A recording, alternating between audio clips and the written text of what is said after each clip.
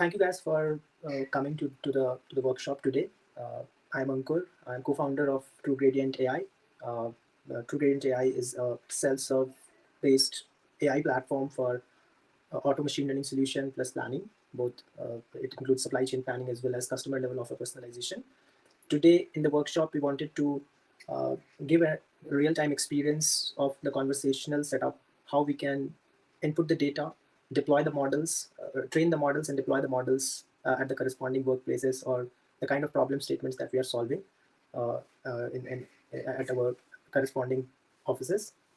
So just to introduce you with TrueGradient AI over here. So this is a solution screen that is visible over here. There are two parts of the solution that we look at over here. The first part is the integrated business planning, which is specific to supply chain, wherein we solve demand planning, forecasting, supply planning, promo planning, and offer personalization. So these are some of the out-of-box models. Uh, let's call modules/models, which are present, which can be used to create experiments, to input the data, and generate out-of-box dashboards. We can build our own dashboards, build our own reports, and ship it to the customer. So that's the integrated business planning modules which are available. At the same point of time, there is AutoML Studio, which consists of different types of machine learning based modules: regression, classification, time series forecasting, propensity modeling, image processing, natural language processing, which helps in, let's say if there is a use case, then we can use one of these models to solve that use case. So there are different use cases like churn prediction, like customer propensity modeling. There can be any forecasting use case other than the supply chain optimization. So any other use case which can become relevant can be solved using the AutoML Studio, like these modules which are present over there. So this is the orientation of the solutions that we have out of box. So anyone can come, choose any of these experiments, and will be will be able to execute the system, create dashboards, and ship it to the customer, ship it to the audience within organization. So what we wanted to do is today during this workshop, we wanted to go ahead, and if I go to agent, we wanted to go ahead and run a model, like how can we execute one of the model using the agent over the platform, and conversationally build the model, create the dashboard, and ship it. So that was the agenda of workshop. And so let me show you how this can be done. So once we have, assuming I've logged into the platform, so here if I log out, so this is where it comes to. If you go to app.truegrain.ai, so I can reach. So this is where exactly where you will be arriving. Now I can go ahead and ask any question. I would like to forecast demand, just like the way you use ChatGPT perplexities of the world. So you can put your ask over here. So based upon the prompt that has been given, so based upon that, the system recommends a model. So I've clearly asked forecast demand. So yes, the model recommendation has come as demand planning. So I can approve this over here. As a next step, so we can see like over here, we can see the steps as well. There are 6 steps that we need to finish off to be able to create a dashboard. So as in the second step, it is asking to upload your data. So here we can upload our own data, or we also have a data set which is placed, which can be used for the purpose of just to look at how does the dashboard look like and so on. Having said that, one can even go ahead and drop their own corresponding CSV files as well over here. So maybe what I will do, I will use the personal care data that we have, and so I will drop in the personal care data. So so I've dropped a data set over here. So the system is able to read this, and I can upload the data. As a third step, what system is doing, it is running exploratory data analysis, taking sample of that data, and it is trying to identify different parts of the data, like columns that have been mentioned. It will be, so since we are doing demand forecasting time series model, the system needs to understand what's the date column. So here, if I go back to the sample data, so one can see there is a item hierarchy description, category description, brand, there is a date column, sales units, and price. So the system auto identifies the data tagging configurations in terms of date column, date format, granularity, / level at which you are looking to do the forecasting of target. So target will be, it's a units, sales, or whatever we are looking to forecast over here. So these are mandatory columns. So mandatory columns would require to be filled, because with a time series cannot be completed unless it has received these 4 information in order to run. And then there are certain optional tags as well. So since we are doing time series forecasting, it requires certain drivers, certain features which can which can help learn those crests and troughs in the data, seasonality in the data. So some of the business drivers can be pricing, promotions. If you have to talk about supply chain, it can be any other ad-related information. It can be any, let's say, virality-related information. So any of those information which needs to go into the system, events, holidays, which the model needs to learn, should go as a driver column over here. So that's the optional tag, and there are other tags related to other interesting dimensions as an example. So here it allows you to tag product hierarchy or store hierarchy, location hierarchy. So all of those dimensions which can prove important for the model to learn. So I can go here, just confirm the tag. I can even make changes. So this is the auto tagging which has happened, but obviously I can go ahead and make changes if I wish to make any changes to that. Once we have said that, hey, the data looks fine and so on. So then as a next step, as a fourth step, it creates the context. It tries to arrive at the context. This is called the context layer, wherein we need to provide things like when do we want to start the forecasting. All right, so you can select the respective date you would like to. Let me keep it December 11th.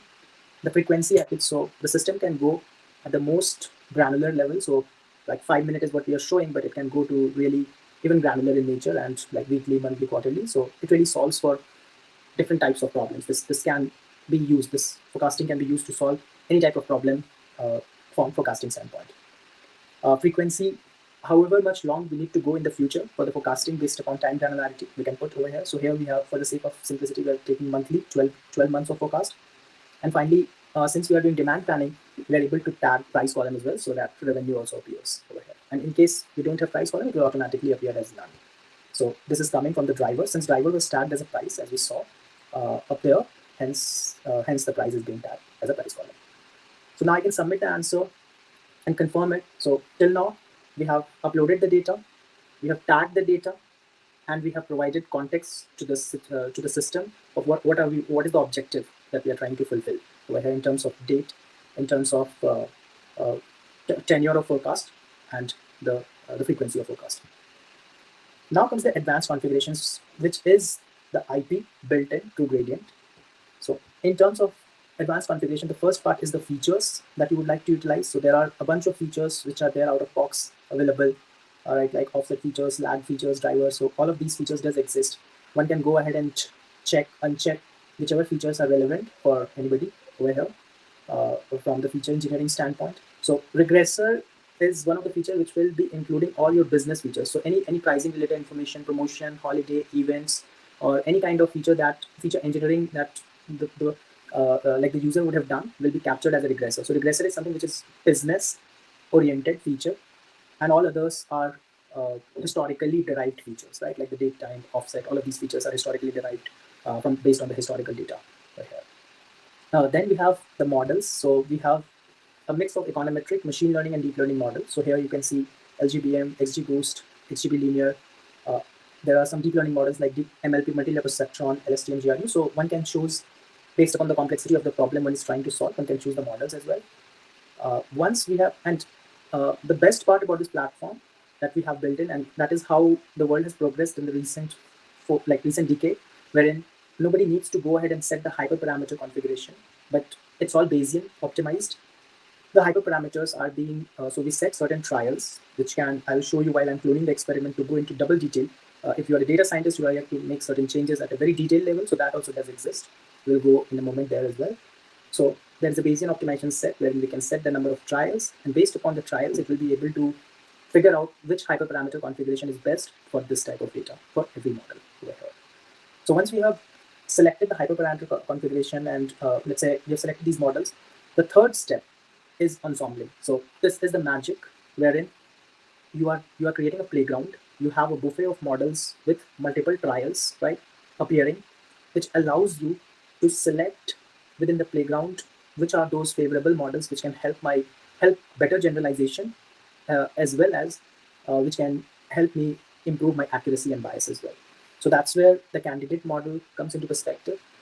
We do a probabilistic kind of setup. So because there are multiple predictions which are being generated at the same time step, so it allows the person to create to learn from that distribution and create prediction intervals as well, like P10, P20 up till P100. So that kind of distribution also comes over here, which we will visualize while we are on the dashboard. And last But the most important part, reinforcement learning agent. Uh, since the stacking allows you to create multiple types of forecast, reinforcement learning agent essentially, conceptually, is a very simple way to understand that, hey, I have 10 different types of forecast which I've generated. Which is the best forecast? So let's say there's a P50, P30, all these probabilistic forecasts. Given the context of this data, given a lot of, given what I have been doing as an accuracy and bias historically, what should be the best forecast which I should choose for my future forecast? So that's where the reinforcement learning becomes crucial. Reinforcement learning allows you to choose amongst all of these different forecasts that has been generated. So if you enable RL agent, so that automatically selects the best forecast and puts it out over here. The other part of RL agent is the system also has a capability to go ahead and make interventions. So you can enrich the forecast as well, or enrich the time series data that has been generated as well. The RL agent, or even if it is a propensity model, even if it is a regression model, so you can change different forecast or enrich that particular forecast, which will also become an input to the system while the training happens for the next time. So it enables human AI interaction to be able to further fine tune the result. So I just go ahead, submit these answers, confirm this, and then zoom. We are here. The system is validating the experiment that it would like to execute, and I can just press on execute. So once we have executed the platform, so here we have an option to go to the dashboard. Already, like out of box created dashboard. Like let's say since we are doing demand forecasting, demand planning, so here we can see the historical data, and based upon that, the green line that we are seeing is the forecast that has gotten created here. So depending upon the inputs that we provided, so it was a very basic input that was provided with just the data, some tagging, like basic tagging of date, uh, granularity, and just one driver which was price. So since price was tagged, hence we also have revenue being created over here. So one can also see the revenue forecast out over here. Units and revenue, both of them does appear. So this is the demand planning part, demand forecasting part, and you have the requisite filters. It gives you the reports, multiple reports gets created on the system itself, which can be used to, let's say, ship your deliverables to the customers, ship your deliverables to your teammates, and so on. More than that, we can also build our own custom report. So let's say if you would like to utilize the pre-created uh, report to build our own like aggregations or write our own custom queries, so that is also possible on the platform over here.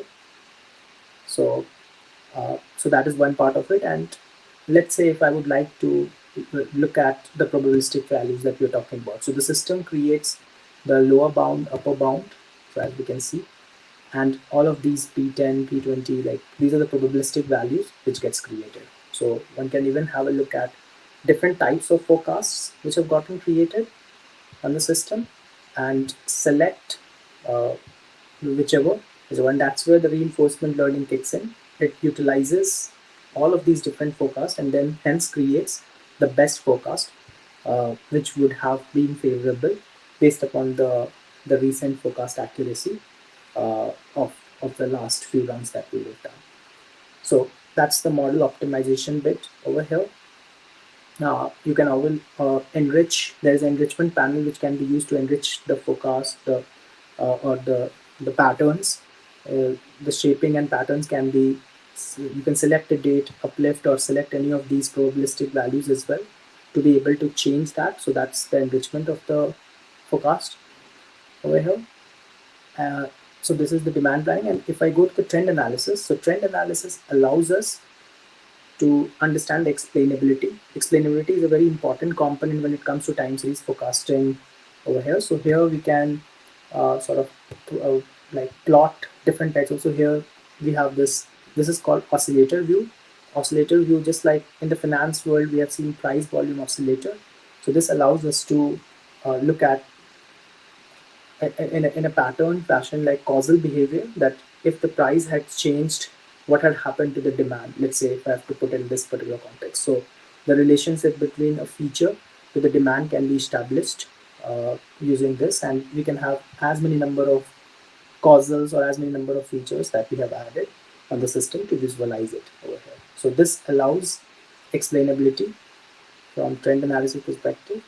And then as we move to the scenario planning allows us to make interventions to data itself. So this is where we already know that the data is imperfect.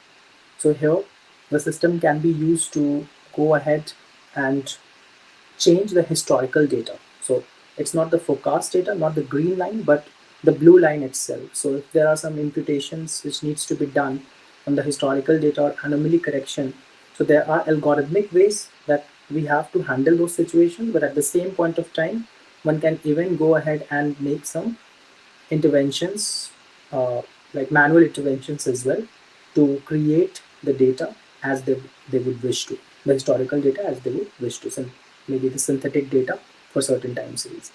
So that's the part where scenario planning comes into perspective over here.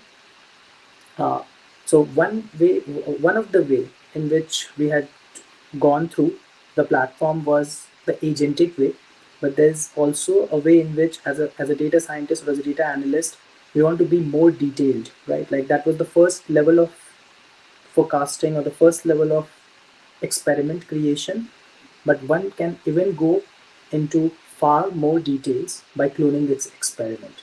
So that's where the cloning part comes into perspective. So if I clone this experiment from here, so this allows me to do multiple data tagging. So let's say item master, here we can integrate data via different systems. So here we have external data connector. So in this external data connector, there are certain pre-built like Google Sheets, Snowflake, SAP, Microsoft Azure. So these are the ways, so these are the places. So I can go here and like connect it from this particular part. So, but yes, like if there is a new ERP, new WMS system, so we do a REST API based integration to enable the connection. In the same experiment which I had run conversationally, so here we can see the experiment name, which is a clone experiment name, and then we can add even further details to this, right? I can have item master data, causal data, and there are a bunch of other data sets like new product data. Like if you're doing a supply chain planning, then you can add like the new products data, you can add forecast data, future data, BOM split, transition items. So there are different types of data attributes which are required to add for solving a supply planning, demand planning problem. So all of these things can be added over here. So let's say if I go ahead and just for the sake of simplicity, if I add another data, right, I can go ahead and add another data set. Let's see. So this is where the auto data model sort of kicks in. So if you add multiple data sets, the system will ask for how do you want to join these data, and you just need to provide a diagrammatic view, like a join view, like how should the data join. So I'll remove it from here. And as I move to the next step, so this was the context layer. So in brief, if you would have seen, the context layer was just took the date input, but there are a lot more details. So as you can see, it asked for historical date, forecast horizon was time relative forecast horizon was asked there, but validation horizon, these kinds of things can be also like put in. Forecast priority settings allows you to do multi-level forecasting as well. There are new product settings, so there are different models for new product as well, so that also can be explored over here. So there are different types of, we have baked in more than 100 different types of configurations, and this is this is not only for supply chain, but it can be useful for any other like anyone who is solving any time series forecasting problem. So they might have to put all of these kinds of context layer. And as we move to the next, so this is the place wherein the machine learning setting, reinforcement learning setting, stack generation setting is in great detail. So if you are a data scientist, if you are exploring, like, okay, if you are just trying to understand, that's okay. We selected XGBoost, LGBM, random forest, MLP. But what is it? What are the hyperparameter configurations based on that, right? So this is far more detailed model settings that you can see. It has one can impute stopout situations or some of these interventions which is happening in the data, historical data due to business irregularities. You can confirm over here. Again, feature engineering settings is also having multiple details into it. We just saw feature types, but you can have offset parameters, lag parameters, time interaction features, mutual information factors, sinusoidal frequencies. All of these things which are more mathematical in nature can be set. In terms of hyperparameters, so here you go. So in this we have the evaluations or trials and hyperparameter settings. So hyperparameter settings are mostly, as can be seen, is all Bayesian in nature. There are certain range that has been provided, which is used to which the system automatically detects, like iterates and detects which are the best form of configurations which the model should use over here. So if you look at deep neural networks, so yes, like it is pretty big. So there is a lot going at the back end. If you think about, a lot of sampling happens, like different types of configuration gets picked in, and then the model decides which is the best configuration it should go ahead and select. In the agent settings, which was the reinforcement learning settings, again we can enable RL agent. In the world of supply chain, we have locking of the like ML lock forecast, consensus forecast. So we can use different types of forecasts to create rewards, because the reinforcement learning fundamentally allows you to set different types of actions, and for every action there is a reward which is being calculated, and depending upon the reward you end up generating those like taking those actions, like whichever reward is the highest based on that. So these are the eligible actions, like the probabilistic values, offset. So these are the eligible values which can be used for the reward setting over here. Adjustment settings. So these are different attributes related to the product, like to the dashboard which is being created itself over here. And then you can go ahead and execute that. So it's like you set up an experiment conversationally, a basic experiment conversationally, and clone it and go into further more details and then execute it, and you can just keep on iterating with the experimentation over here. So this is the process in which the experiments can be created. So there are, like as you can see, all of these, and the versions are being maintained over here. There are multiple features on this as well. There's a plan section, there is an insight section. Within the insight section, you are able to see different types of reports and build reports. So here, this is one of the cool features. So here you can go ahead and create your own report. So here one can write their own custom query, either Python or SQL. So currently we have Python, we support Python. We are also bringing SQL as well. So Python or SQL query can be written to be able to generate one's own report. And every time while the run happens, those reports gets generated. So this is the part right here. On the inside part. And optimize allows you to see your forecast, do the forecast accuracy analysis. If you have run a demand forecasting, so it will allow you to see what was the forecast which was selected. So here it is giving us a view of like there's an ML forecast, P50, P60. So these are the probabilistic forecasts and the reward associated over here. So you can see, you can even choose to disapprove this ML forecast, and let's say select something else over here. View and select this one as a forecast. You can approve P80 as an example, writing a comment. You can replace that. So we are using a way reinforcement learning suggestions. We are rewriting the reinforcement learning suggestions, and we are using the probabilistic forecast to rewrite over here. So that's what the optimize section allows you. It allows you to go through from the highest error contribution to the lowest. You can just iterate by going next. So if I go to the next time series, so here it comes. So it allows you to go to different items and visualize and take decisions accordingly over here. So that's the bit about the reinforcement learning as well over here. So this was primarily on the demand forecasting part. Like, in case, thank you very much everybody for joining the workshop today. It was really nice having you all. It was a very good session, having you all here, good questions. Looking forward to engaging with you all much more, and looking forward to running more models together. Yeah, thank you everyone. Thank you everyone. Bye.